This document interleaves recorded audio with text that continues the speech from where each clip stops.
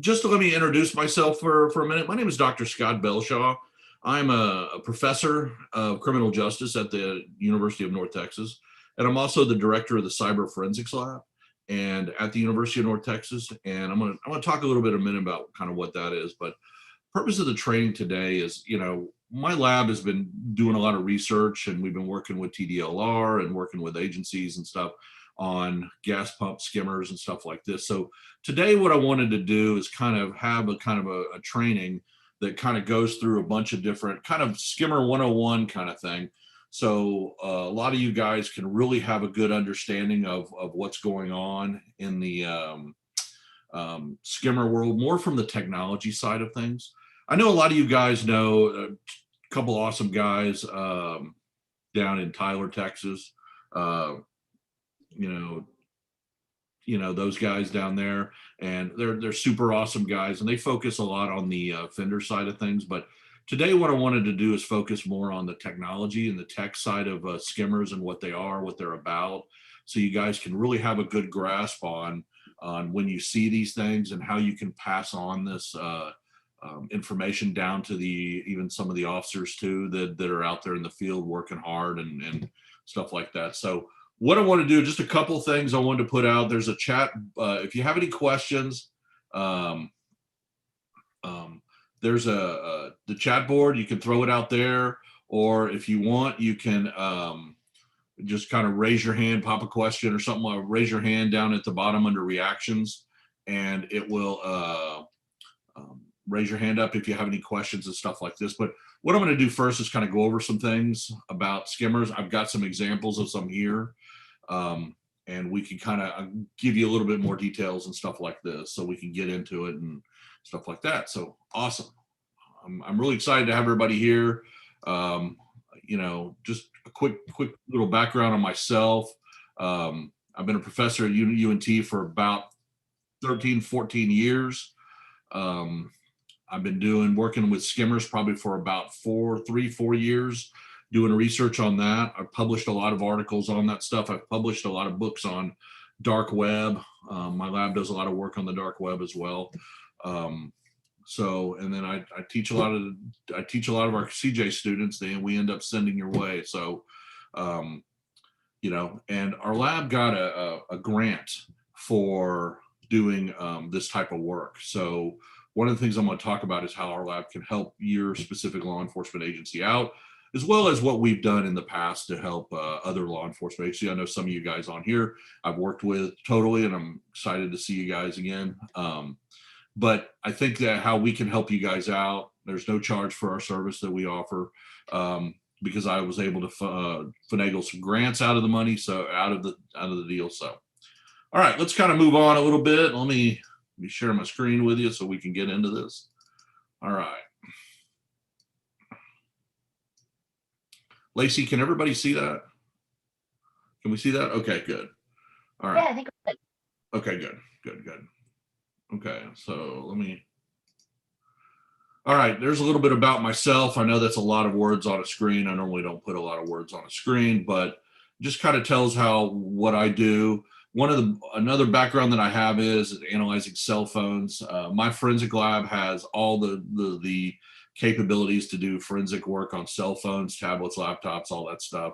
And we've done it for various law enforcement agencies over the years. We don't do as much of it anymore because we focus more on the technology side of things, in regards to more cyber related stuff, specifically dealing with skimmers and stuff like this. I've done a lot of work with TDLR, and we've got Tim from TDLR here. Tim, raise your hand, wave at us. There's Tim from TDLR. He's going to talk in a minute, kind of what the role of TDLR is and how they can help you guys out. I mean, there's a ton of resources out there for you guys to on this technology, or on this on skimmers and stuff like this. So, and then again, my background is I'm a criminal justice professor. My PhD is in criminal justice. Prior to that, I was I had my own investigation practice, and then prior to that, I was a chief probation officer down in Houston. So I've been in the criminal justice system for a while. I've worked in the police departments. I've done all that stuff, and done a lot of training for a lot of law enforcement and correctional people and stuff. And then, as well as that, I'm also a veteran of the U.S. Navy. So, all right. here's my information. I wanted to kind of start this off first. There's my email. There's my phone number. You can always email me, call me. And what is the North Texas Cyber Forensics Lab? Again, it's right now one of our main research focuses is on skimmers. And we collect data from the state of Texas. They'll give us data. We analyze data. I can look at, if you have an area, your town, you can send me certain data from your town, and I can run a lot of different analyses on types of, like one of the things that we look at is we look at why are some gas stations getting hit and some gas stations not getting hit? Well, there's some obvious reasons, of course, because you're looking at mag strip versus the EMV chip. But there's also other issues too that the criminal looks at. The criminal looks at the road, looks at the traffic. There's a lot of things like this. We've even looked at some of the, and I'll share with you later. We've looked at when gas prices go up. It seems that I've noticed that the skimmer activity goes up. During COVID too, did a time series analysis and looked at during COVID. There was about a 2-month drop in skimmer activity and in the state of Texas, and then all of a sudden it shot up. So there's a massive relationship here with COVID and as well as with gas pump skimmers. So as you guys noticed too, gas prices are going up. So it would be safe to say that there's a lot of activity that's going to be increasing. If it not had, I think it has been increasing because when I get the data from Tim over at TDLR, I've noticed that it's been increasing lately. So, and that's just increasing and I know your areas have been catching a lot of stuff too. I know you guys have been seeing that. So what is it we can do to help you, my lab? We can extract data from the skimmer for you in just a few days.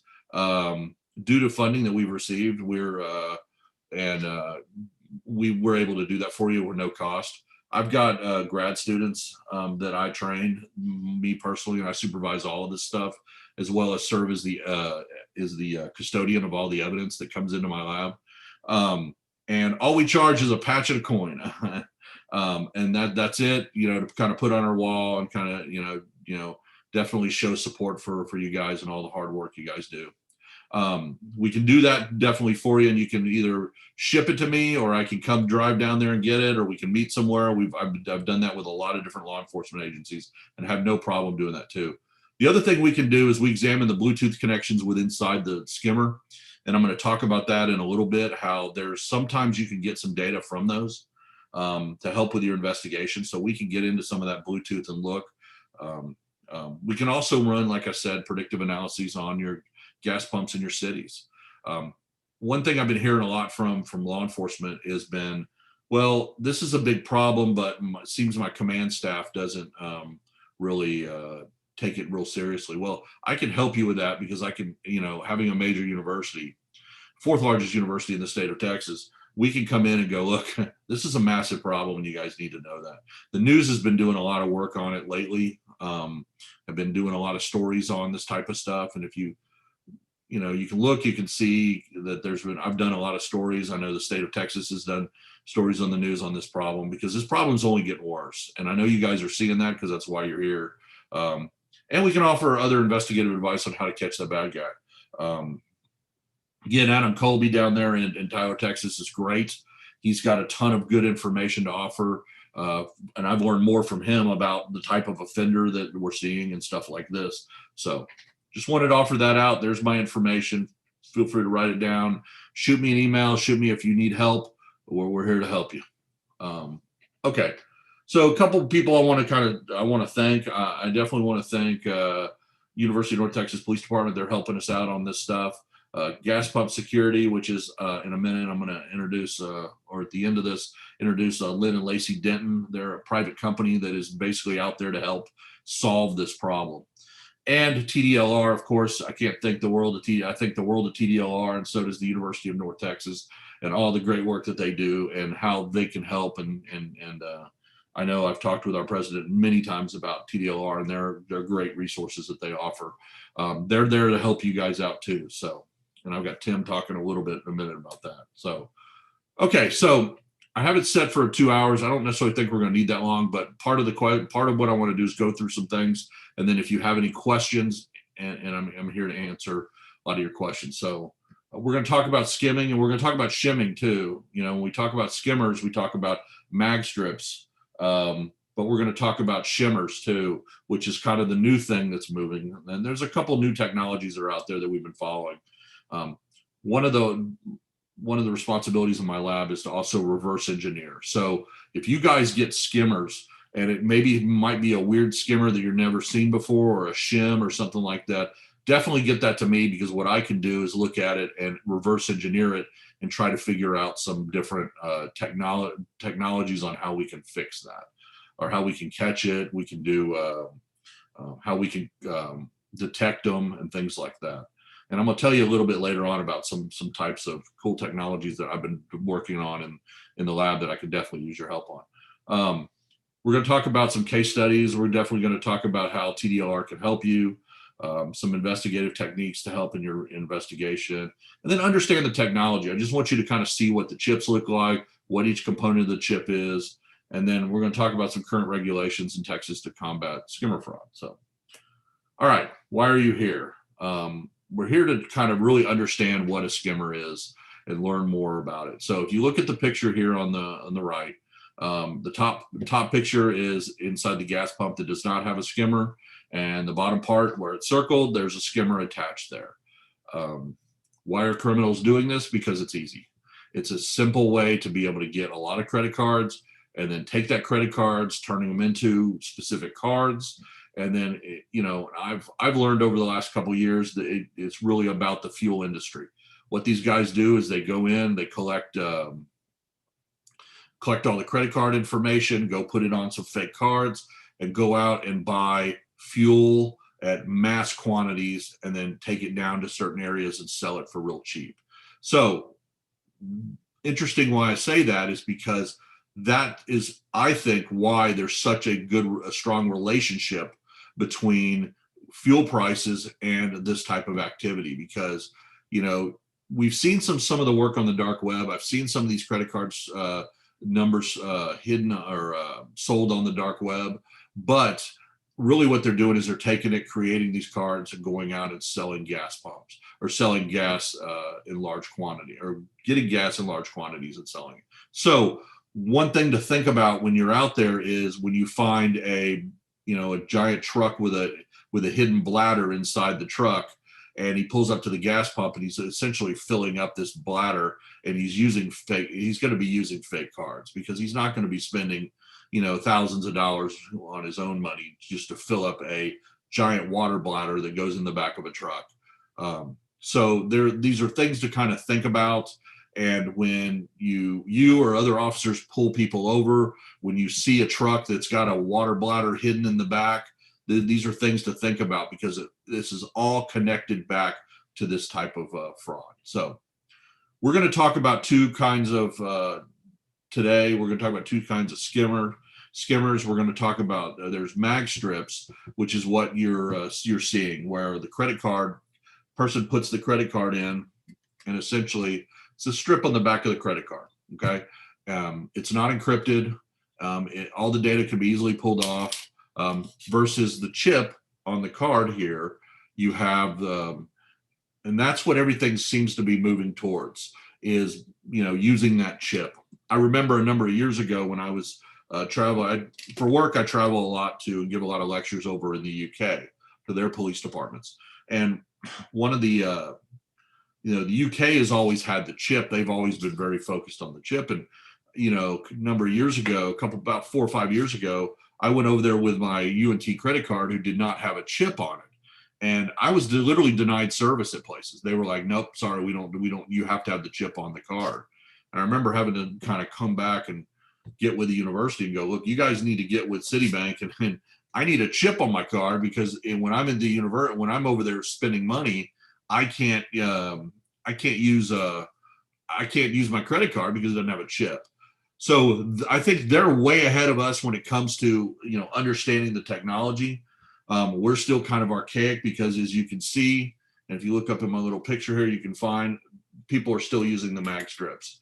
There's a lot of move to it, to moving the chip, and the chip will eliminate this type of skimmer activity, which is this type of chip, the HC01 and the HC05, this type of chip, it will definitely eliminate that, but there's a whole new wave of information coming, or new types of fraud coming out. So we'll talk about that in a little bit. But so everybody kind of, I think, here understands what this type of what a skimmer is. The guy puts it in the gas pump. Very simple. It's most of the gas. If you know, I think all of you, if not, probably understand that. Well, it's always the sketchy gas stations that are the ones that get get hit with this. Of course. Well, there's a reason for that. It's because a lot of times the guys, the gas station owners, don't want to upgrade to the chip. It's very expensive, it's costly, and things like that. And I understand the reason, but problem is it's putting citizens at risk, their credit information at risk, by not moving into the newer technology inside of things. And we're seeing that a lot. So if you look here, you can see there's an attached one. That's just one way of looking at it. Oops, went the wrong way. There's one right there. I'm going to show you some pictures. You guys have seen this. It's got the sheath wrapped around it, and we're gonna and how what I've shown you pictures of has been what it looks like without that. So when I get it in my lab, the first thing I do is remove that. But I highly recommend that when you first get these skimmers, do a fingerprint on them. See if you can find a fingerprint on the sheath around it. So it's like a plastic sheath, before you send it to me, or before you start extracting the information from it, because you might be surprised, you might find a fingerprint on it. So there's an example of one. Here's another example of one right here where it says 8 inside a gas pump. It looks normal. Nobody would know this. There's even technicians out there from gas stations, gas companies, who can't even tell the difference. Much less the gas station owners, much less other law enforcement. But these things are hidden in there, and how they're trying to find. And again, they're collecting information.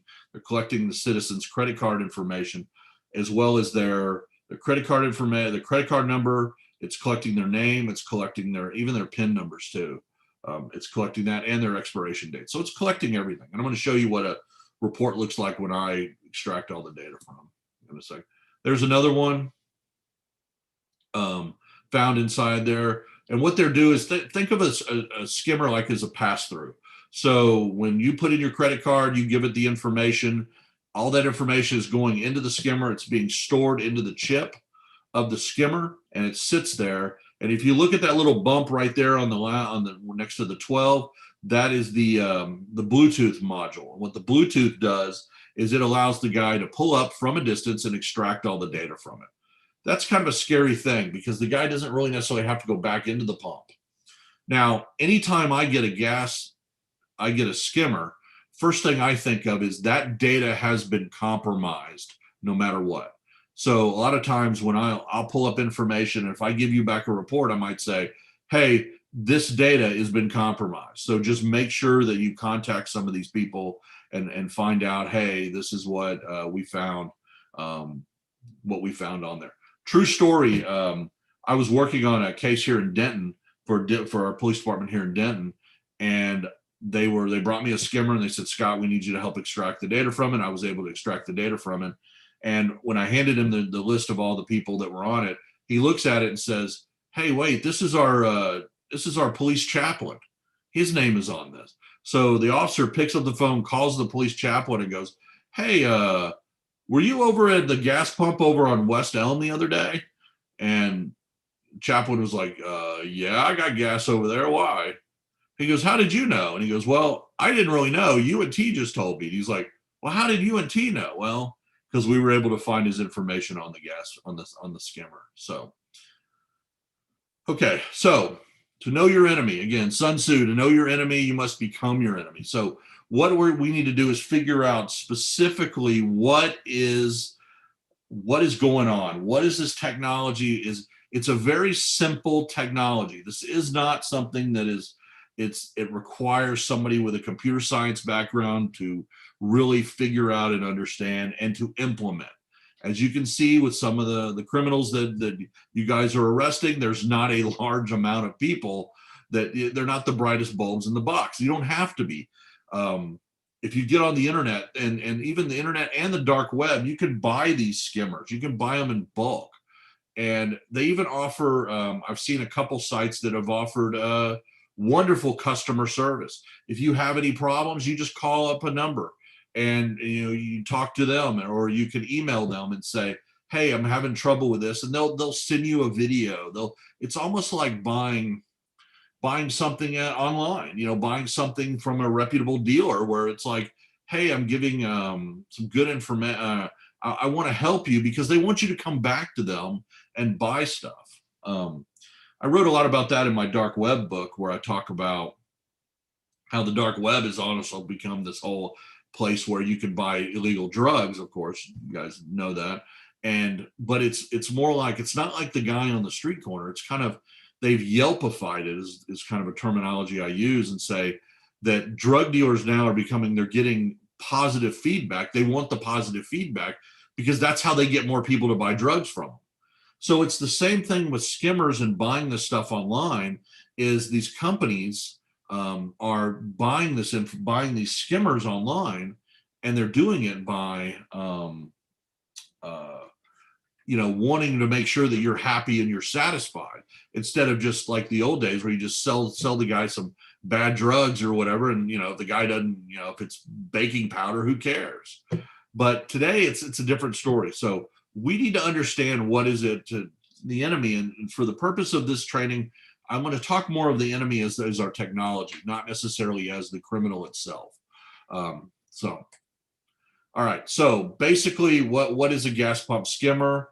It's operated to go inside your gas pump. It holds about 512K of memory, which can hold hundreds and hundreds and hundreds of track data and card numbers. Okay, so it captures all the account number, and it captures expiration date, it captures their name, and it also captures their PIN number as well.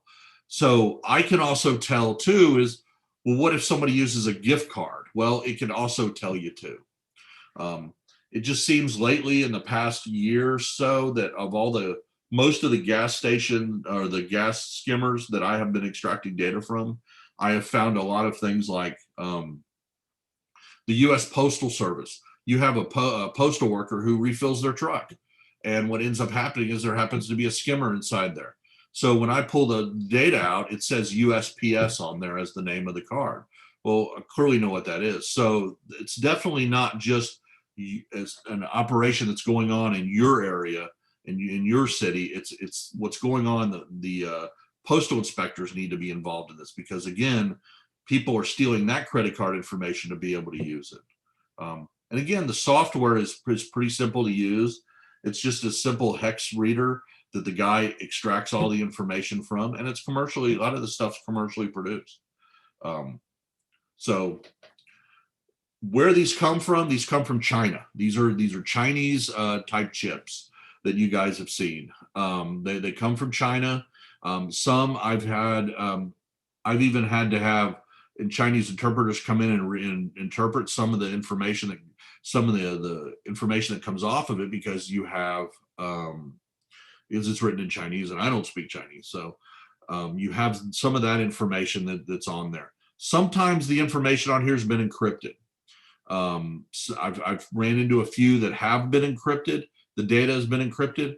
And I've also run into a few that have, what the criminal likes to do is to tape it really tight and then actually dump glue onto the chips to make sure that the information is where somebody cannot access it. Well, they can't just dump any glue. They have to dump a certain type of glue so that the chip still works. My experience has been pretty easy. All I do is I put power into the skimmer that turns on the Bluetooth, it turns on the chip, and then it ends up heating up a little bit, and then that glue ends up melting off, and it seems to work. Pretty simple that way. HC01, HC05 chips, I mean, these are simple chips. As you guys know, it's against the law for someone to possess these. When you do traffic stops, take a look for these things. People, I've noticed a lot of times in some of the bigger cities in Houston and Dallas, a lot of, they'll find them in the back seat of the car. And it's not just a possession case. This leads to another bigger area because, you know, even though they might have these, you know, it's clearly there's a bigger issue. There's a identity theft related problem here. So these are kind of what you're looking for. The ribbon type that I have here is what you're seeing the most of, HC01, HC05s. But like I told you before, this only does mag strips. So the strip on the back of your credit card, this is what it's detecting that information out of. So, well, let me stop. Is there any questions so far? Is there any questions so far? I hope I'm getting to what you need. Is there any questions so far on this? If there is, you can always put it in the chat. You can always just raise your hand. I can do it. So, okay, all right. Oops, let me go back. So let's talk about real quick about the chip architecture. So the part here where the SPI EEPROM, this little chip down here at the bottom left-hand corner is where all the data is stored. Okay, you have your microcontroller, which controls all your information, which is your microprocessor, because you have to have a microprocessor and you have to have some sort of storage area. And then your programming connection, you have to, in order to extract the data from, you have to ground these. You have to make sure the skimmer is grounded, and you have to put power through it. So this little chip here, the SPI EEPROM, is what is holding all that information. So you, like I said, you think of it as like a pass-through. So it's passing through. Guy puts his credit card in.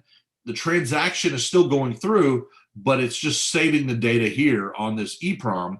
And then what he's has the ability to be able to do is go back and extract all that data from the EEPROM and then move and get all that information and move forward.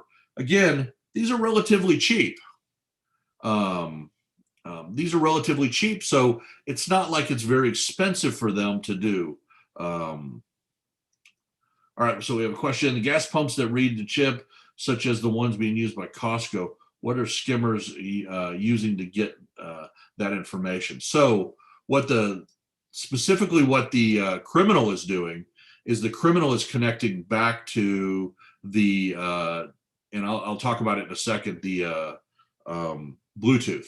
So they're connecting to the Bluetooth and extracting all that information out of that from a distance, and it can be done. And I'm going to talk about that in a second. All right, let me see. So here's the backside of what the skimmer looks like. Okay. So essentially what they're doing, this is the Bluetooth. So when you put on the right-hand side here, you see these little pins sticking out. When you put power to the skimmer, what ends up happening is this skimmer, the Bluetooth turns on. Now, I will tell you something. Sometimes when these skimmers are inside the gas pump, they go dormant. So they sit there and they're not all they're waiting for is somebody to connect to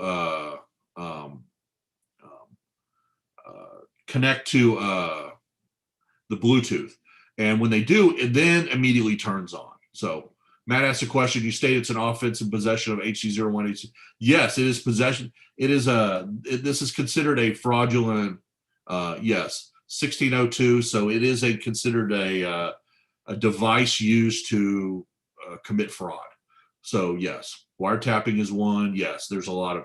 So if you do find these in there, there is definitely a crime that you can charge that person with, because they're also in charge of possession of a device used to commit fraud. I don't know what in the penal code it is, but we can definitely get that for you. Wiretapping is what they use. Yeah, 1602. Yeah. So the Bluetooth side of it, which is interesting, is there's some information on here you need to know. The MAC ID on here. So what I do, one of the things I do at my lab is I keep a database of MAC IDs. So every single skimmer that I've ever collected, I've collected from law enforcement. So again, you can see the more information I have, the better. I collect these MAC IDs and can track them if they've ever been used before, or if they've ever been, or help connect you to possibly who the offender is. So I collect a lot of these MAC IDs. I also collect information on the manufacturers of the skimmers. I want to know who they are. Like I said, most of the time they're the same people from China. And you think they're not necessarily, there's other purposes that you could possibly maybe use these for. I don't know what they are. So it's definitely important when you do find somebody within possession of these to keep it, do something about it. A lot of times I've noticed when we catch these guys, because again, this is one of these crimes where very few people actually get caught, unfortunately, but we're trying to fix that. And that's what the whole purpose of all of us together is, trying to fix that, is trying to catch these guys. If you find these in the car, definitely we need to get to them, because I can tell you right now, I can think of, and I've extracted data from hundreds of these, and I can think of one, maybe two tops. And actually they were actually lately, they didn't have any information in there. Well, what that means is a couple things. It could mean that the guy went in and wiped them out, wiped out the data. Or what it can mean is they haven't used it yet. For some reason, they put it in the pump, and luckily they were able to. A lot of times when they put it in the pump and the technician comes out that day and the technician is sharp and finds it, the technician's able to kind of pull it out and get that information. So I collect all this information. I collect these MAC IDs. I collect the agency it's from. So if I know if this MAC ID pops up somewhere else, I'm able to then go, okay, yes, there's a connection here with Tyler PD, or there's a connection over here with Bee Caves PD or Paris PD or somebody other, Dallas PD, and then put you guys in connection. And because chances are these guys are not, this is essentially, you want to define as organized crime, is what these guys are doing. This is a very organized way of what they're doing. So you want to be able to connect all those people together. And like I said, the guys at Tyler are really good about understanding the offender and who the offender is and what they've seen. And from what I've heard from Tyler, and I totally understand this, is you're finding a lot of these guys are Cuban gangs that are actually moving through the state of Texas to do this. So, all right. So this is the basics of what's the backside of a skimmer. This is your Bluetooth connection. If you put power to it, it comes up, and you can turn on your phone, and you can see the about 80% of the time you can see what the name of the chip is.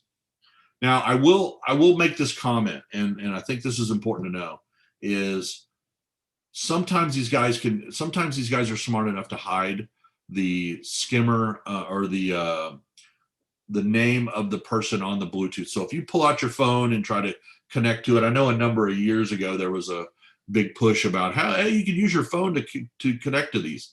Well, it's not necessarily that simple, because a lot of times what these guys do is they'll change the name of the name on the so it looks like they could put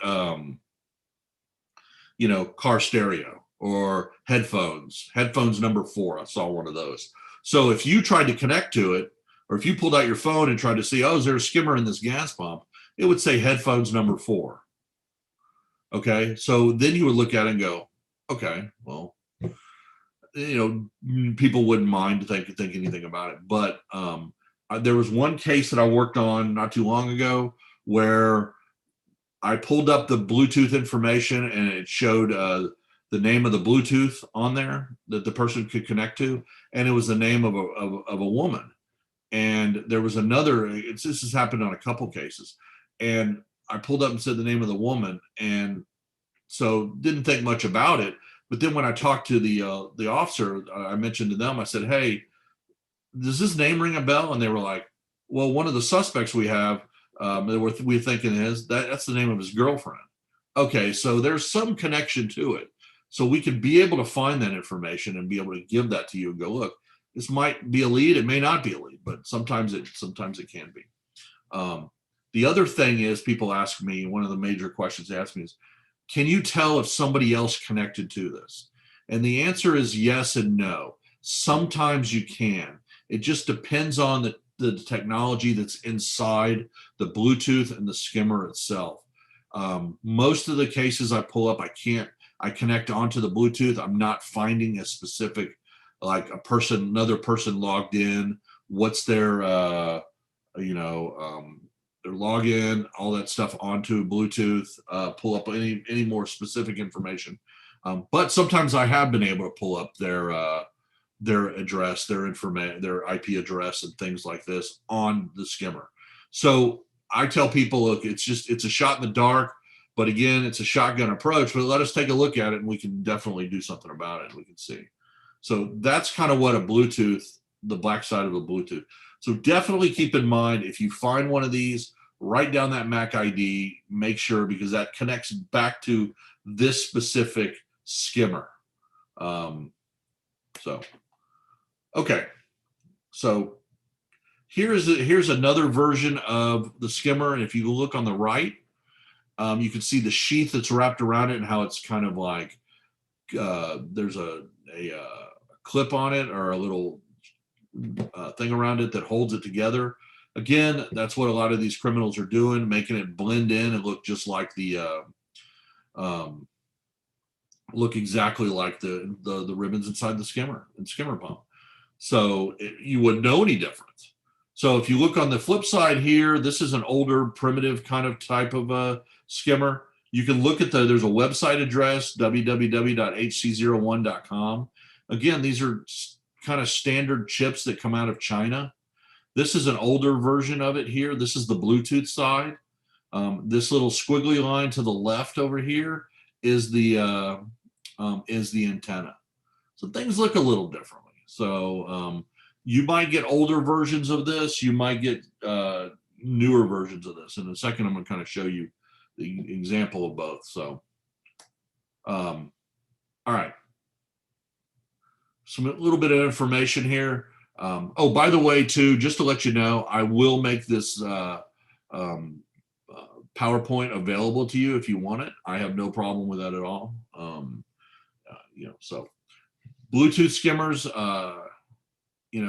enabled commercial skimmers we talked about, could possibly read 3 tracks of data, which I'm going to show you in a minute what I mean by that.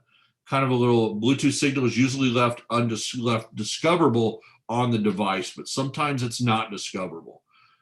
That's why I'm very cautious about a lot of the apps that are out there that say, oh, we can connect we can catch Bluetooth. Well, all they're doing is looking for something that's on you connect your phone to a gas pump. Sometimes you might be able to find it, but you guys know what to look for. The average public person does not know what to look for. But if you turn on your Bluetooth go to a gas station and turn it on, think about all the cars that are around you. Think about all the Bluetooth signals that are all around you. You're going to connect to those too, or you're going to see those too. So good question. We got a question that just came in. Are skimmers mainly found inside gas pumps instead of the card reader? No, and I'm going to talk about that in a second. This is the one that you're finding the most of, but yes, I'm going to show you an example of one in a minute that goes inside the card pump. So when you do connect to the Bluetooth, the code is this is really important to understand. RNBT, and then the last parts of the MAC ID is the code that people connect to.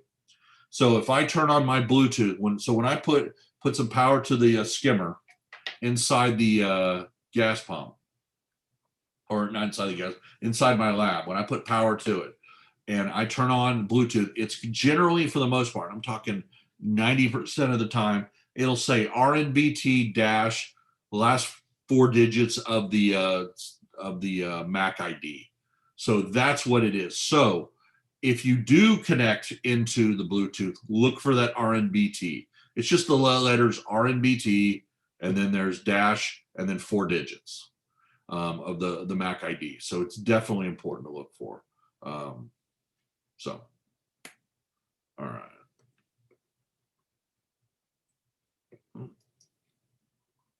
So current trends. Right now, there's the Bluetooth ones we just talked about, cellular ones, which I'm going to talk about in a second. And then one's buried because they're generally buried deep inside the pump. Um, I think I spelled buried wrong, but that's okay. One of the things also I want to show with you guys is the gas pump skimmer, and I'm going to show you guys. I'm going to stop the PowerPoint right real quick, and I want to show you guys an example of one that's inside of a credit card machine. Lately, it seems a lot of these have been coming into my lab, and what's happened is if you look at the gas, if you look at the skimmer here, or look at it looks like a standard gas pump or a standard credit card for a gas pump. Doesn't look any different. You look in there, you're not seeing anything weird. You're not seeing anything. But I will give kudos right now to the guys. Tim, I got to give kudos to your TDLR guys. They are freaking awesome because they're able to catch these things. And these things are very difficult to catch. Definitely very difficult to catch So, but when you look at it and you look, it's in there. But when you take off you have to go in, you have to unscrew everything. And when you do that, pops out. Look at this little bad boy sitting here right here. Okay, you can see that right there. See that little, and there's the chip. There's your Bluetooth. It looks no different than an average skimmer, except it's a little bit, if you notice, it's a little bit smaller. It's the same mechanism. It's got to have a Bluetooth. It's got to have that. So it's inside here. And the only way you're going to find it is, one way you'll find it is there's wires that are sticking out of here, okay? They're connected back to the motherboard here. The guy really took some time on this one. I ain't going to lie. He really did. So you unscrew this here, you can pull out the motherboard, and you can see the wires. And you can see where they've attached it here, but they set it up to where it really takes a lot, to be able to find these things. It really takes a lot. One of the questions, how are you grounding the chips inside the card reader to read for the memory? Remember, this is a whole two ways I do that. This is a whole mechanism. So I fire up the whole thing. And when I do, I can ground. There's some grounding points here on the they look like little solders. I have to put something on those to ground it there. That seems to have worked for me in the past. Also, what I can also do is put power onto the entire mechanism here, and it will tell me, and I can fire it up, and then I can because the Bluetooth is active when this is going on. When this is active, the Bluetooth is still active. So I'm able to do it that way. So, but that's what we're seeing a lot of too inside this is this little chip. So when you look for, when you start looking here, the best way, and I think way I've heard from the TDLR technicians is being able to, those guys can spot the wires going from the little mechanism here all the way onto the motherboard. They can be able to see that. And that's, I'm gonna tell you, that takes some sort of skill to be able to do that. So, okay, let me get back to, well, hold on real quick. The other trend that one of the things I wanted to show you guys, if you guys could see this, I'll put some light up here, is this is the cellular one. These are cellular ones that are coming out. There's the antenna, there's all the information right there. Again, there's the chip right there, the cellular chip, that you're able to pull that information out, and I'm able to extract and get the cell phone number and stuff from that. That doesn't take too hard to do. But we've been working on these in reverse engineering. Here's one of the antennas and stuff like this. All the guy has to do is sit at he could be at home and he just downloads the information from a distance. That's impressive. Just using this type of, so the way he's going to get caught, I mean, it's hard for him to get caught. So I can't stress enough, when you do find stuff like this, definitely do some fingerprints on it, because you can find out if the guy's been handling it, because most of the time these guys are not going to be thinking about that. Some might. You might have a smarter criminal that might be thinking about that. But most of the time, the guy's not going to be thinking about that at all. So cellular ones are the ones is a new trend that goes inside the gas pump, and you'll find them what they look like. So this is kind of an example of what they kind of look like. So, all right.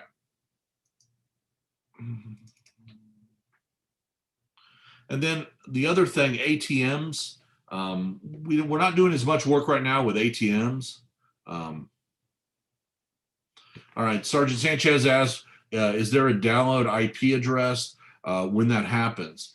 What happens is when I download from the cellular side of things, it gives me a phone number, and I can extract all that from the phone number. Yes, I sometimes can find a IP address that's inside here on the cellular one, but I generally pull out the chip, and I've got a chip reader that reads those specifically types of chips that I can able to extract all that information out, and get a phone number, and then we can start tracing the phone number and start looking at it from that perspective. Again, you got to think about it this way. It may not get you to that end result, what you're looking for, but it's just a lead. It's some sort of small lead, because again, this is a hard crime to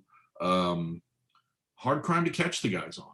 A lot of it has to do with, again, I've been reading lots of reports on how some of these are caught, how these guys are caught, and a lot of these guys are caught because they just literally have a bag of them in their car, things like that. So, all right, so there's another picture of what the cellular one looks like. So if you see those, I'm not seeing as much of those come up lately. I'm just still seeing the HC01s and the HC05s. And the reason for that is because they're cheap. They're cheap to use. So here's a picture of a gas station. I want you to be particular about a couple things about these gas stations. As you can see, and looking at and analyzing some of these, the gas stations, generally where the guy is putting it is in the outside pump where there's no visible location.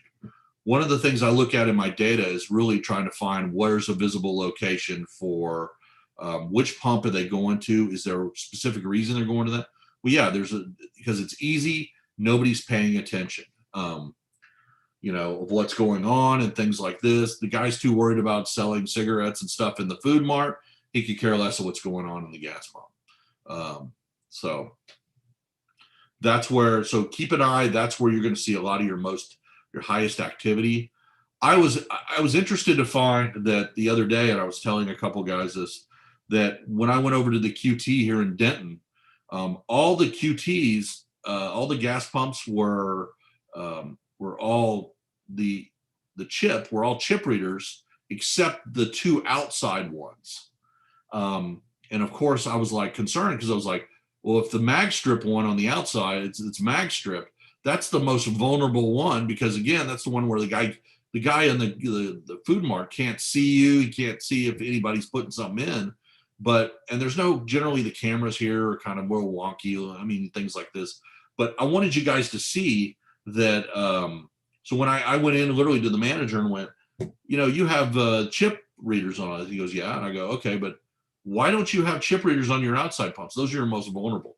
Of course, he's like looking at me like I'm trying to buy a Dr. Pepper and a Snickers bar. And he's like, who's this guy? Why is this guy? Of course I had explained to him who I was. This is what I do for a living. And he's like, oh, okay. And then he was like, I know nothing about that. My manager does. So I get a lot of that. So that was a concern of mine, was just the location. So here's some more pictures inside, just to kind of show you inside some older type pumps, what it looks like.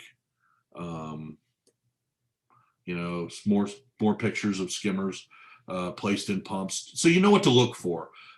Take a look at these, and I would tell my students the same thing. Take a look at this a lot and start trying to see what, you should be able to look in one of these pumps and know exactly what you're looking for, because they're generally the same thing. They're hidden in there, but your eyes should be able to go look at it, because if you've looked at enough of these, you know exactly what to look for. Again, we talked about the Bluetooth and skimmers. the Bluetooth connection. Bluetooth is not always present when you turn on your phone. It's not uncommon for criminals to hide the Bluetooth signature, and do not go by Bluetooth alone to find a skimmer. No, do not do that at all. All right, so Tim, if you're around, I was wondering if you wouldn't mind giving a kind of a little blurb about who TDLR is and what you guys can do to help these wonderful officers out. Sure. Yeah. Again, thanks for having us out, Scott. And good morning, everyone. My name is Tim Foskey. I'm with the Texas Department of License and Regulation.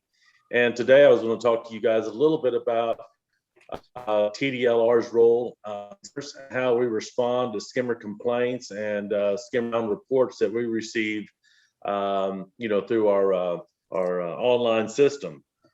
Currently, right now, TDLR, we have 6 program specialists stationed throughout the state. These specialists follow up on skimmer complaints, skimmer reports received from the public, merchant, service technicians, and our service company, and occasionally, sometimes from you guys, the law enforcement. All skimmer complaints and skimmer reports can be reported through the TDLR website at www.tdlr.texas.gov using our online complaint system. When you're there, look for file a complaint. It's kind of in the center of the page and at the very top. You would select the category, the motor fuel skimming, motor fuel and skimmers. Then you would select, after you select that, you would select the skimmers. And then there you would be able to proceed to fill out the report. When you're filling out the report, you would select whether you are a merchant, you're a member of the public, or merchant, service technician, or a law enforcement. And depending upon this selection, then you would document pertinent information about the location, the facility name, the address, the incident description, contact information, etc. You also have the opportunity at that point to upload any type of photos or other documentations that you would like to provide to us. In law enforcement cases, the case number is something that we would really need to have in order for us to complete our report. And once the complaint or the skimmer report has been filed or submitted through our department, we will send out one of our program specialists to follow up with the inspection of the facility. We'll check out their fuel pump dispensers. We'll dig through those and try to find those skimmers, or if there's anything present. Again, we'll open the doors. They are getting a lot better at hiding these things. They're not just, back when we first started doing this, we were able to open the door and it seems like it would just fall out and dangle right there in front of us. Well, they're getting a lot smarter. They're trying to hide them. They're trying to wad them up behind, some of the other ribbons and things like that. So what we've really started teaching our guys is starting to trace from specific locations from the card reader, and starting to trace the wires back to make sure that they are going to the motherboard and that they're not going somewhere else within the pump itself, where a skimmer may be located, maybe in the corner of the pump or somewhere where they're trying to. So that's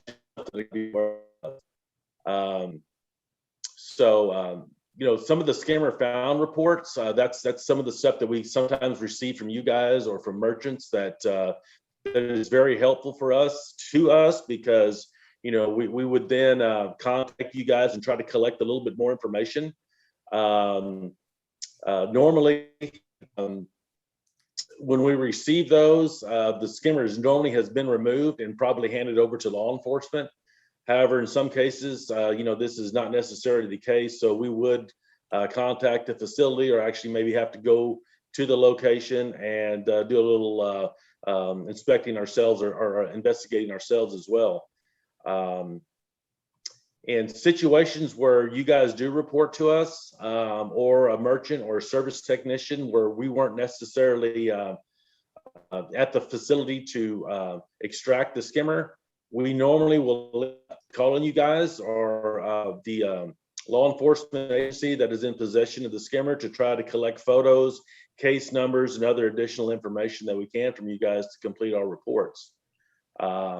Once our skimmer reports have been completed with as much information as we collect from you guys or from the facility, we are currently right now sending that information to the OAG's office and to Sergeant Adam Colby with Tyler Police Department. And, like Scott has been saying, Adam is a good reference when it comes to, detecting skimmers and law enforcement laws and regulations. So, I'd encourage you guys to reach out to him as well, if necessary. Just a little heads up, currently there is a bill out there right now. It's House Bill 2106 that is awaiting the governor's signature. Merge TDLR with the new Financial Crimes Intelligence Center. The center is what they call it. The center shall assist law enforcement agencies, other governmental agencies, financial institution, credit card issuers, debit card issuers, payment card networks, institutions of higher educations, and merchants in the effort to develop and implement strategies to detect skimmers.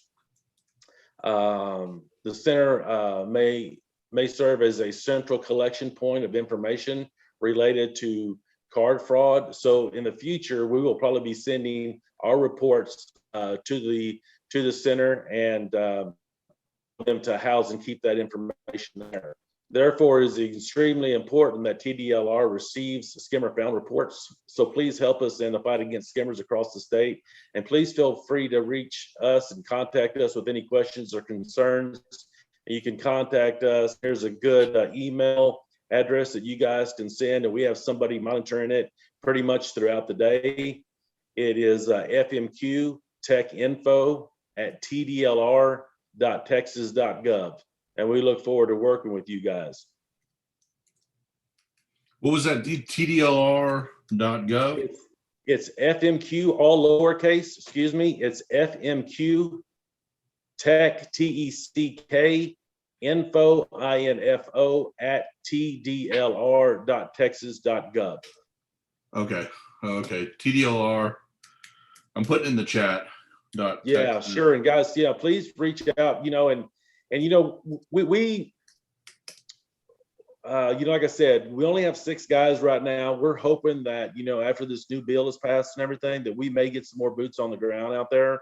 Our experience, we started working, I actually came over from the Texas Department of Agriculture, where we started this program back in 2016, looking for skimmers. So we kind of developed it. The guys that I brought over with me have all been working with TDA when we moved over from TDA to TDLR 2 years ago and started taking over this program.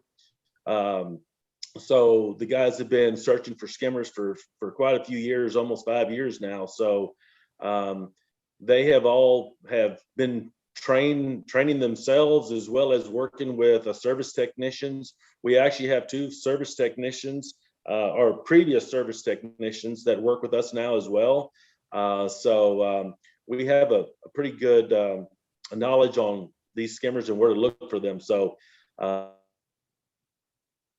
free to reach out to us. And by all means, if you do find a skimmer or you are asked to come out to remove a skimmer, please maybe even talk to the merchant or the service technician or the service company and say, hey, did you guys report this to TDLR? Because I don't want to put the onus necessarily on you guys, but at least make them aware that they should be doing that. Or actually, with the new bill, they're going to be required to do that. So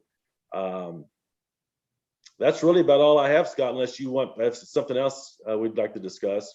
No, I was gonna say I think that's a good thing, because aren't the merchants required to report this to you guys? Yes, Okay, they are. They are. If the service company now finds the skimmer during one of their normal inspections or on the fuel pumps, they're required to notify the merchant, and then the merchant is required to contact us or required to send us a report indicating that a skimmer was found.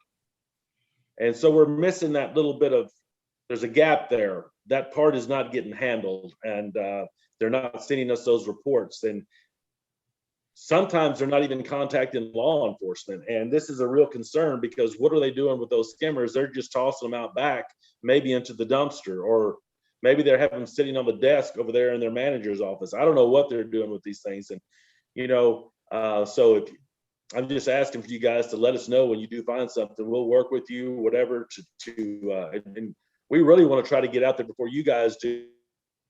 So make sure, obviously, when we have complaints, to verify that there's actually a skimmer there.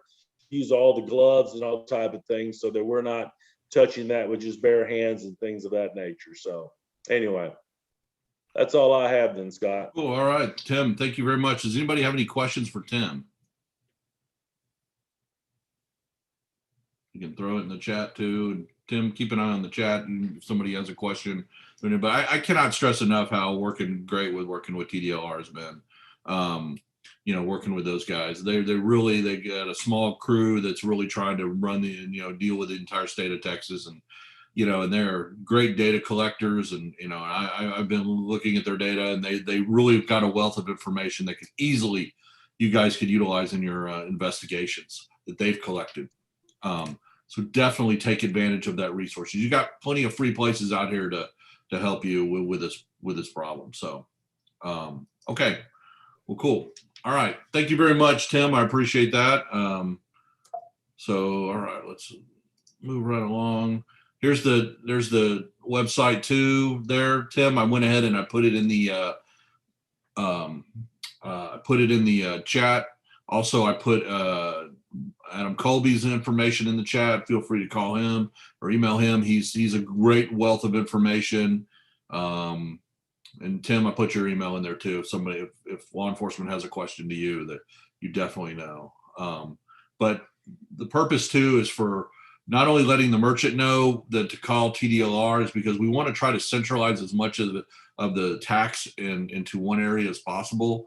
What I'm finding is the best way for me to find the information is to go to every freaking city in the every law enforcement jurisdiction in the entire state and look at it from that perspective. So that limits the data that your city might have the data, but the state of Texas doesn't have it. So my goal is to help centralize all that. I know they're working on with the investigative group down in Tyler, kind of help trying to move that. So yeah. So all right. So Tim put that up. So Tim, thank you very much, man. I really appreciate all you guys do. So yeah, no problem, Scott. And I went ahead and put the FMQ email address into the chat for everyone to have access. Okay, cool. All right, I spelled it wrong. So all right. That's okay. That's all right. It's a little crazy sometimes if you're not used to it. So no big deal. No problem. No problem. Thank you. So all right. So extracting data from a skimmer, what is it? What am I able to find when I extract data from a skimmer is how many victims there are on there. And again, victims depends on, you're looking at victims of identity theft. So, if the guy's got a large amount, this is an identity theft case is really what it is, because this is credit card information, illegal credit card. We want to know also how can this data help me in my investigation and developing a time range. So what I always tell law enforcement when they come to me and I give them back the data and what it looks like, and I'm going to show you in a second what it looks like, but when I give it back to them, one of the questions I always say is go to the top guy and go find out if it's Mike Jones. Okay, if the guy's name is Mike Jones, you look at, you go back to the merchant and go, when was Mike Jones here? And then you look at the last one and go, when was this person here? If it's Steve Johnson. And then what you want to do is you want to look at that time range, because that's important for us to know how long that skimmer's been in there. There's ones that have been there a long time, but it seems lately the ones that I've been getting, which I guess feels pretty good, but they've only been in there a short period of time. That means people are constantly getting out there and looking. And I can't stress enough to get out there and go drive when you're around your cities and stuff, drive by certain areas, gas stations, that are the sketchy gas station, go in there, keep telling the guy, hey, look, there's a lot of people that are stealing credit card information. Watch your pumps.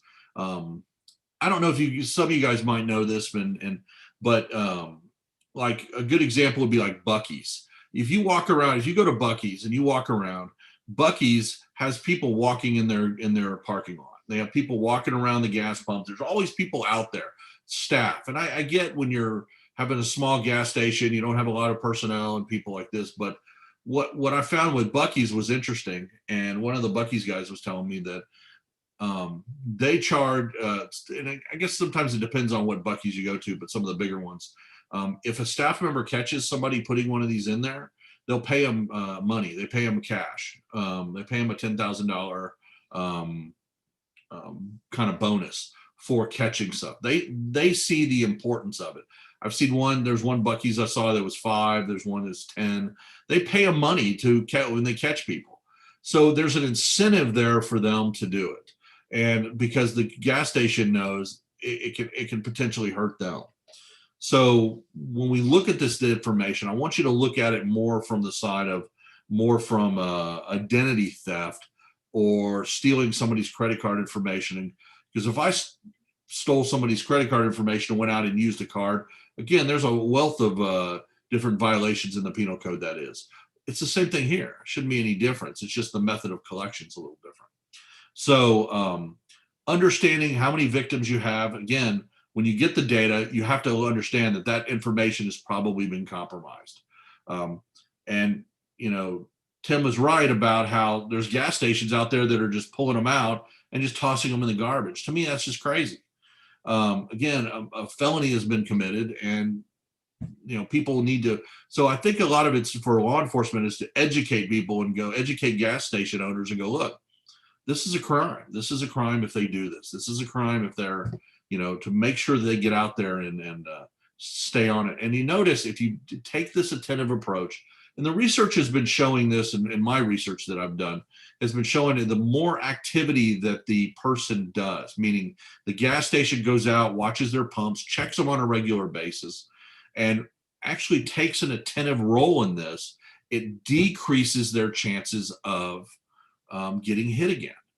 So it's an active role. Like, you don't hear a lot of Buc-ee's hits because they take the active approach. Well, active approach could also be using the chip.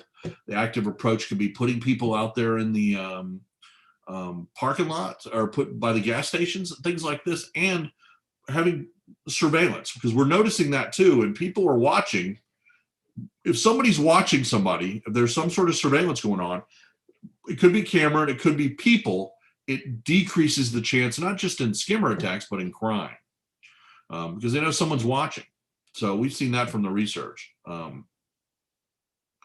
Mario asked, is a search warrant necessary to extract the data?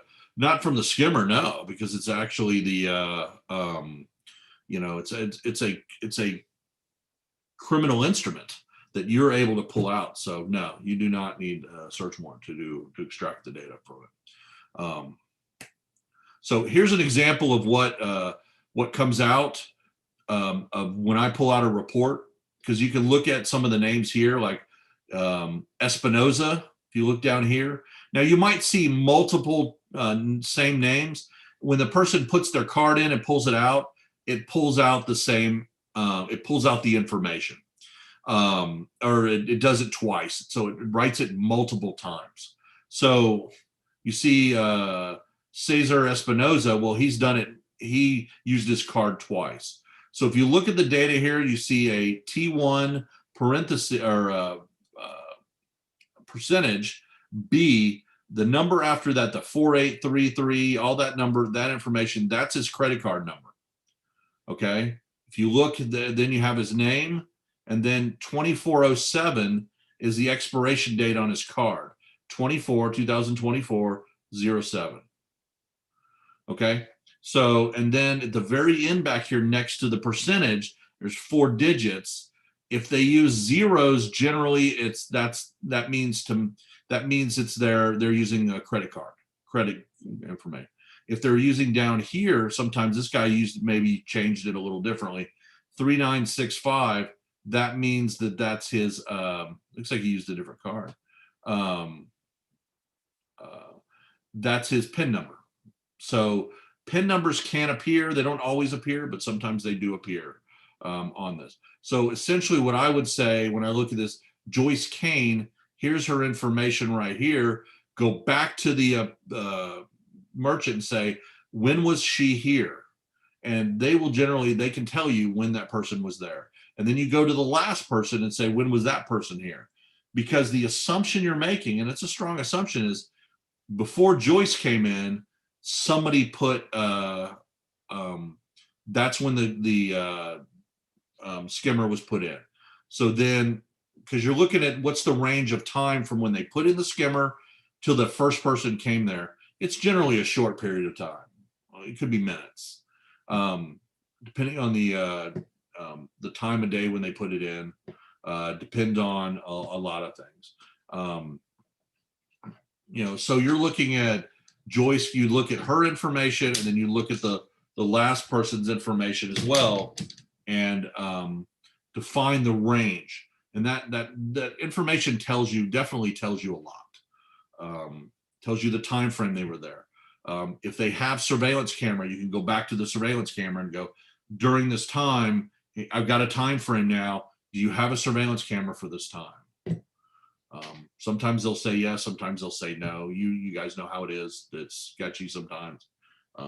So this is kind of what I'll do. And I generally give you a cover sheet that kind of explains this. And here's an example, how to read the data that's been extracted. So I kind of tell you what your information is, you know, what the victim's name is. And again, a lot of times too, the victim's name will be a name of a company that you're familiar with in your town. The small town agencies will be like, oh, I know the guy that runs, you know, Maridale Windows or something like that. It will be like, oh yeah, I know the guy that owns that. You know, pick up, hey, look, your information was compromised.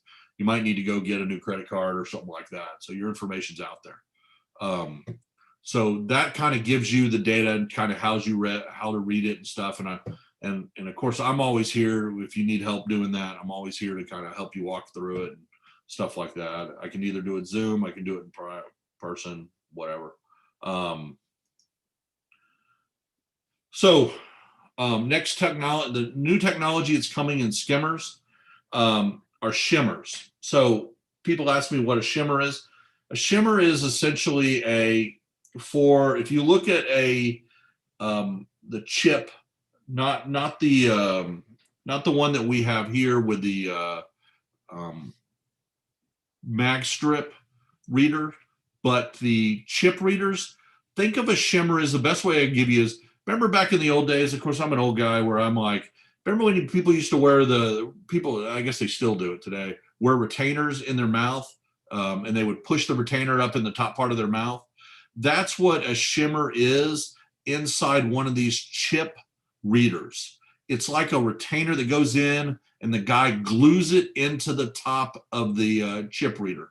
And what it does is it does the same thing that a skimmer does, is it reads the data again, and then enables it to where the guy can retrieve that information either via Bluetooth. And these are a lot thinner and the technology is a lot. Now, I think I have a picture of one in a minute. The technology is different. So it's much harder to find. Really, you have to go in and they have to remove the chip reader and go in there and look and find it. Now, good news and bad news. The good news is there's not a lot of these out there. There's not a ton of them out there right now, but they're on. But I will. And the bad news is they're on their way because again, people are getting away from the HC01, HC05s. So they're literally driving it. That's driving the market that way. I'm guessing probably within the next 5 years, you're going to see a lot more shimmers out there because gas stations are going to be immediately going towards pumps. The technology are immediately going towards the using the chips. So cellular driven ones, which I kind of showed you a little bit. The other one that I want to show you an example of is a credit card machine. Everybody's seen a typical credit card machine, what a credit card machine looks like. What a overlay is is essentially it's a top that goes on. It's a skimmer that goes on top of a credit card machine. So essentially, what the criminal does takes this, puts it on top of the machine when the merchant's not looking, and all it's doing is recording information.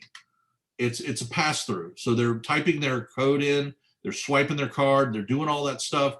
All this overlay is doing is recording all that information. It's recording it right there. And what they're doing is they're able to come back.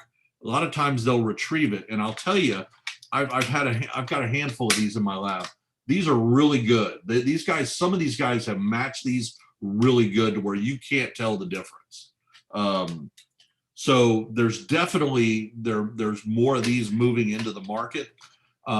So keep an eye on those, because you just walk up to a credit card machine and you can easily just pull it off. It's the top part. They just took the top part of a credit card machine and built it into a the chip and the skimmer and stuff like that. So yeah. So these are ones you're going to start seeing a lot more of, I think, in the near future. I don't think they're going to go away. You'll see a lot of these on ATMs and stuff like that. So you'll definitely keep an eye. So the technology is changing. The technology is kind of moving in a different direction. So, and then the EMV chip skimmers, what we've kind of talked about, which is the shimmers and stuff like that. I want you guys to be aware. This is the way we see the technology moving now. What my lab is doing is we're getting a hold of these and reverse engineering them and looking at them and saying, how can we stay ahead of the game on this? So, all right, here's an example of when I talked about a shimmer. Here's an example of one. Again, it's like a retainer. It just goes in there, and the little nodules here that read the chip. The person does, all it does is reads the chip, stores it onto the EEPROM on top of this.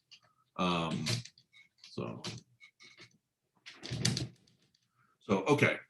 So this is an example of what a shimmer looks like.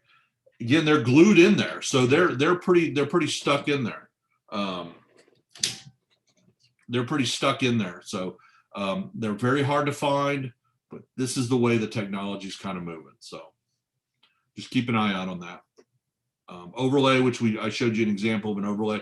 Here's a picture of what one looks like that you're seeing on the credit card machines in there. Again, to the right here, you see in the little skimmer, there's the skimmer right there, and it's just collecting all the data. These criminals are in such a, there's a lot of new ways that they're doing things. So we got a question, how do they retrieve the data from a shimmer? That's a good question. We're working on that right now.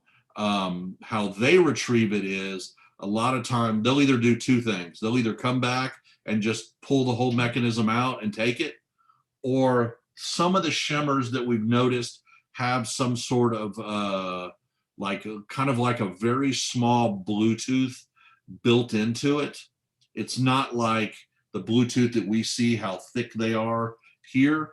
It's a very thin way to be able to connect back to it. But we're seeing both. And what I'm seeing is there's both kinds right now. And I can't stress enough, if you guys run into one of these things, please contact me, get with me. Let me take a look at it. I can reverse engineer it, figure it all out. But there's not a ton of these on the market, but they're definitely moving in that direction. So, okay. Any questions?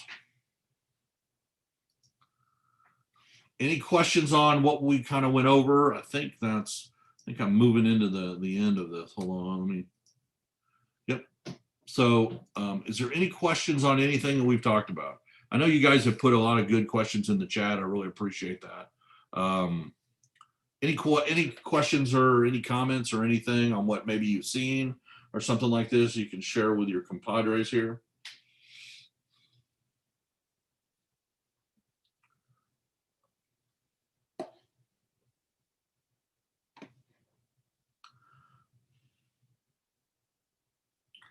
Nick asked, do we have examples of installed shimmers that can be used to?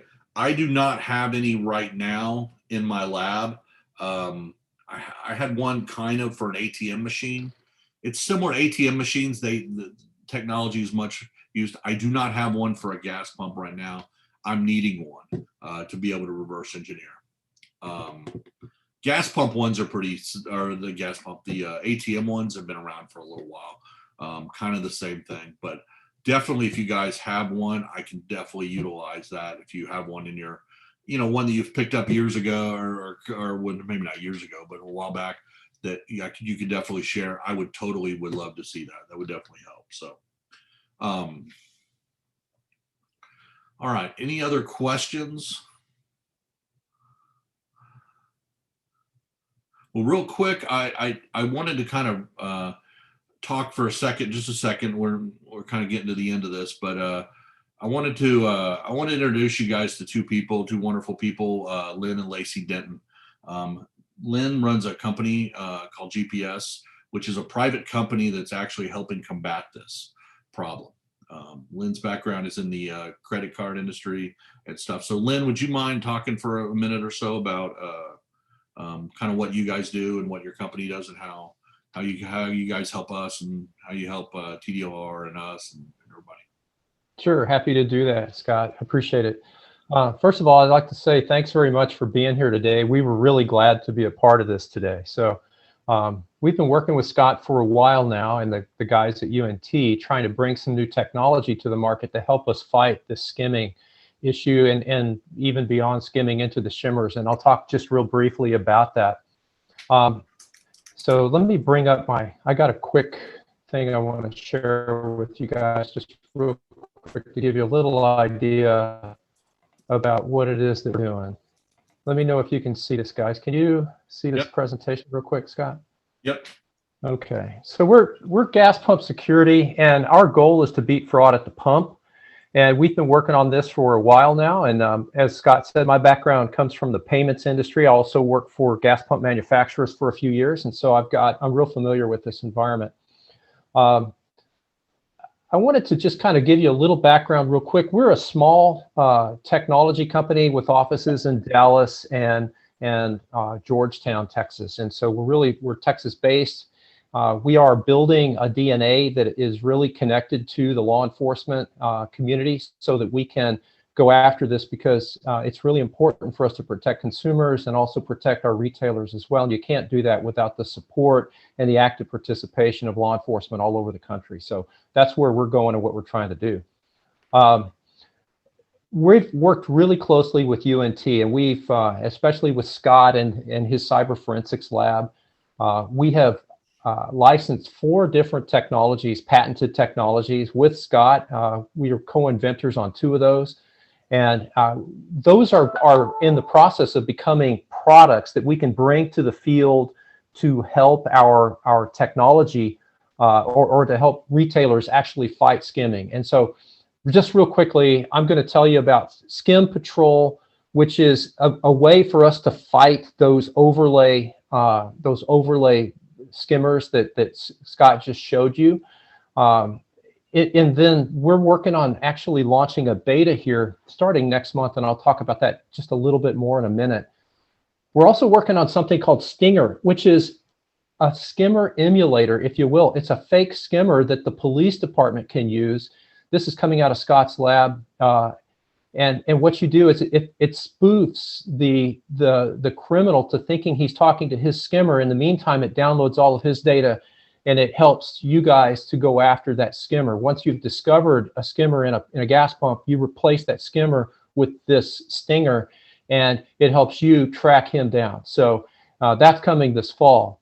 We're also working on something called Sentry, which is a skimmer detection and security system which goes in the gas pump. It's a 24/7 monitor. It's quietly sniffing for any kind of skimming or Bluetooth device, and it covers all 5 of the different kinds of skimmers that you can run into right now, including the cellular skimmer.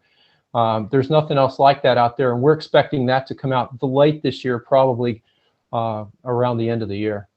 And then next March, we believe we should have everything we need to launch SkimGuard, which is a detection system for you to be able to just put a card into a pen and chip, an EMV reader, and detect if there's a shimmer in there, because you can't tell, as Scott said, you can't tell if it's there, but this machine, this device will allow you to detect that it's there, and then you can take that out of service. The big thing about shimmers is that that affects every kind of payment terminal in the society. It's not just about gas pumps. So what's going to happen, it's real early days for that. We don't see a lot of those yet, but you're going to see a lot of them, because this is how the crooks are beating EMV.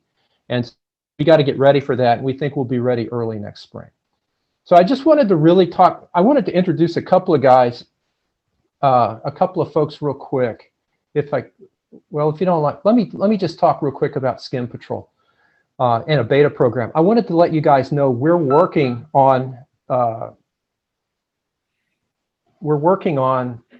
beta program to launch SkimPatrol starting next month, and we wanted to get with some local law enforcement agencies and their retailers in their general areas to test this and to take some feedback from them.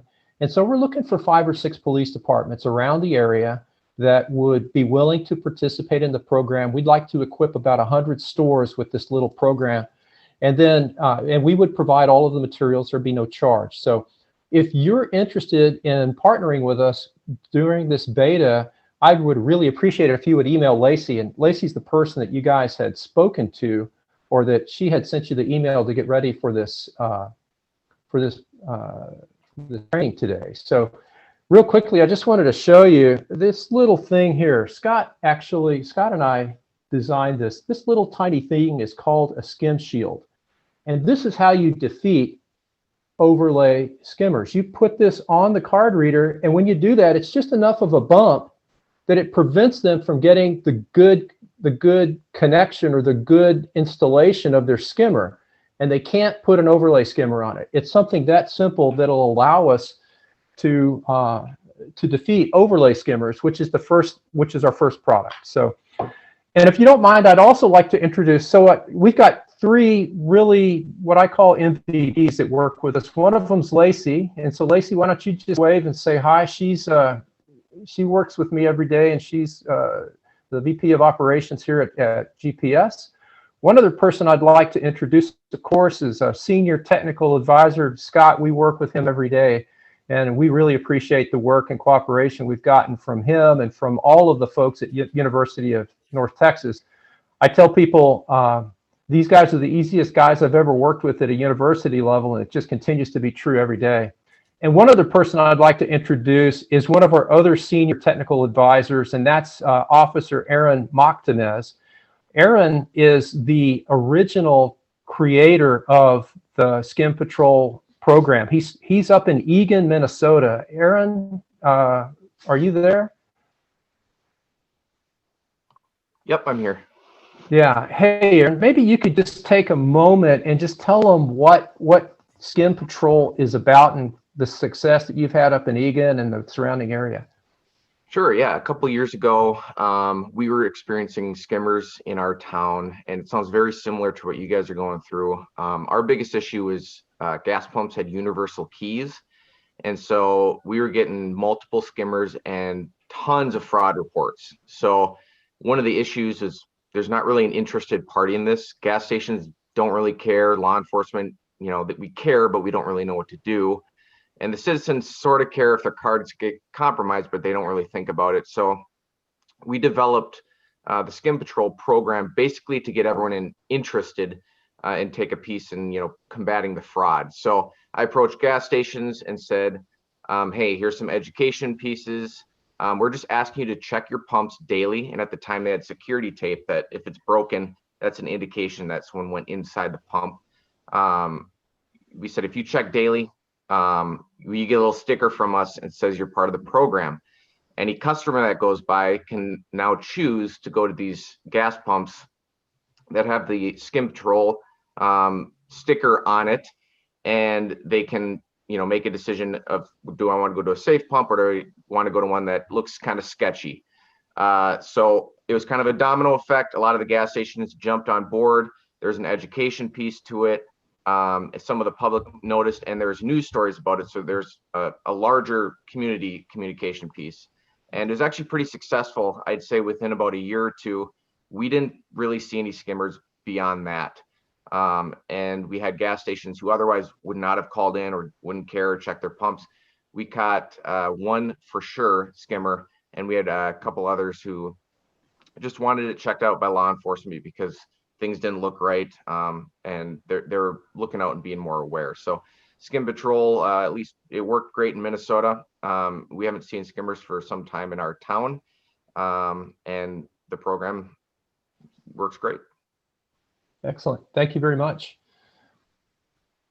All right. So I just wanted to make you guys aware of the work that we've done, that we're trying to do to bring SkimPatrol into Texas. And actually, as a nationwide program, it's going to have to be a partnership between local law enforcement, retailers, academia, and the kind of work that Scott's doing at the Cyber Forensics Lab, and then a commercial partner like GPS. And so that's what we're trying to do, and we really hope that some of you will be interested in partnering with us to try this out and to prove it in and get it perfected so that we can share that and roll it out across the country. So Scott, thanks for the opportunity, and I appreciate it. And so again, thanks everybody for being here today, and we look forward to working with you and communicating with you.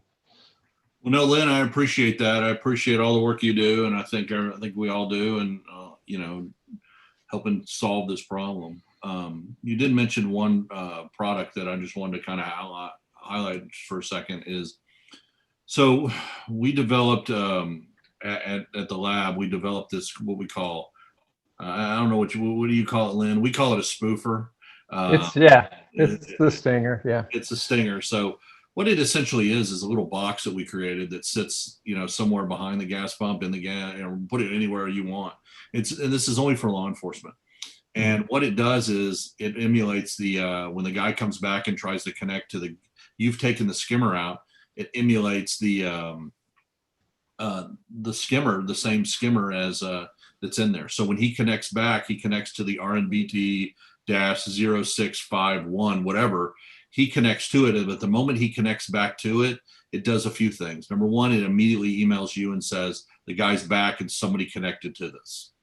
Number two, it also extracts data from his phone or his computer, and like such as the name of the phone and some information, his IP address, things like that, so it knows who the guy is. So it enables to extract. Now, going beyond that, such as pulling stuff off his phone, his laptop, and all that stuff, it's a little harder because of the way laptops and phones now have security that are pretty clear, because we would have to dump some sort of Trojan horse on his phone or on his computer, but that's fine. We can do that. So I met with our district attorney and told him what the deal was and told him what product we're developing. And he was like, you know, that's great. He goes, that's a good idea, because to get into these skimmers, you know, there's a password. So, and generally the password has been 1, 2, 3, 4. It's crazy. There's been, you know, if you ever get a skimmer, you actually fire it up, you get it, turn on the Bluetooth, and it says enter password, just enter 1, 2, 3, 4. That's what it is. The crooks are not smart enough to go in and start rechanging it and make, you know, they don't do that. Again, this is just mass amount of putting these skimmers out. But what it does is it emulates it extracts data from that. It responds to you in two ways. Number one, it'll either email you and say, here's all the data, here's all the information. We've already beta tested it already and it works great. The second thing it can do is store that information. Is almost like a fishing. I think I like to fish, so it's kind of one of those things where you kind of throw the hook in, leave it there, walk away, you come back, and there's a fish hook to it. It's kind of the same thing. When you put it there, you go away, come back, and there's a file on there with information from the guy who tried to connect to your spoofer. Tried to connect back to the gas pump skimmer. Well, of course, there's not going to be any information. He's going to connect to it and go, okay, well, there's nothing here, and he's going to leave. And so the good news is it makes it to where the guy thinks, wow, but you are able to get some information. And the way I looked at it is it gives you more information than you have today. So like I said, I met with our district attorney. I said, is there any legal issues on this? He said, no. The only legal issues he would find is if it was done in a way where if you were able to get the name of, because I have it extracted if the guy has the name of his phone as his name or the name of his computer as his name, and you were able to connect it back to the guy, then you would have to get a search warrant to be able to get all that information. Go back and extract all the other data from his computer and his phone and all that stuff. That's the only thing our DA was like, yeah, that's the only issue I have. But they're going back with the intent to connect to a criminal device. So he said, no, I don't see necessarily a warrant for that. You wouldn't need to. Who would you write the warrant to? So what our lab does is kind of helps develop a lot of that technology. And again, the ideas are out there. You guys are on the ground floor. So you guys see if there's something that, hey, Scott, maybe you should think about this or whatever, man, let me know, because I can easily come up with, I've got a computer science department that is phenomenal. I've got guys that work in my lab that are phenomenal programmers. I can program, I write stuff and things like this. So we can develop all this new type of technology. So we definitely want to utilize your help and stuff like that. So, so those are some of the many products that we have coming out of our lab, stuff like that. So, and that what we're talking about, what Lynn was mentioning, we licensed it to Lynn, the technology did, and that's only being sold to law enforcement. That's not a public thing. Public doesn't have access to that stuff. So, but is there any other questions? Does anybody have any questions? Because we're kind of coming to an end on what I've got. I hope this information helped. I hope this helped. We're going to be doing more of these trainings later on. We're going to be doing more extensive trainings. If your agency needs somebody to come in, and needs help and says, hey, I need, can you come in, Scott, and do a physical training? I don't have a problem doing that. I don't charge anything to do that except the coin and the patch. I do charge that. And I do offer financing if you need financing for the coin and patch. And that's what I do. Unless you're down in there, I'm a big dude, so I like barbecue. So if you feed me barbecue, dude, I'll tell you, I'll talk for days. So definitely reach out to me if you have any questions. I put in the chat my email address again. You can email me is probably the better way to get in touch with me, and I'm happy to talk about this stuff. You're happy to come up here to UNT. Now with all the COVID restrictions taken away, we couldn't have guests on campus. Now we can have guests on campus. You can come take a look at the lab. You can see I'm happy to invite anybody to the lab to see what we do and how we do it. And again, being a criminal justice professor, I understand things about evidence. I understand all that stuff. So we definitely take the evidence we take it very seriously and stuff like that. So we're here to help. Please contact me if you need help extraction, whatever, anything you need, please contact me. So I appreciate everybody being here. I appreciate everything. And I think that's all I got. So, all right. Well, you guys have a wonderful Memorial Day weekend. Thank you very much. And all you guys that definitely served, thank you for your service. And let's think about all those guys men and women that died this Memorial Day weekend. So I know I had a bunch of friends do it. So definitely. So, all right, guys, y'all have a wonderful, wonderful weekend and take care. Thank you very much. Look forward to hearing from you.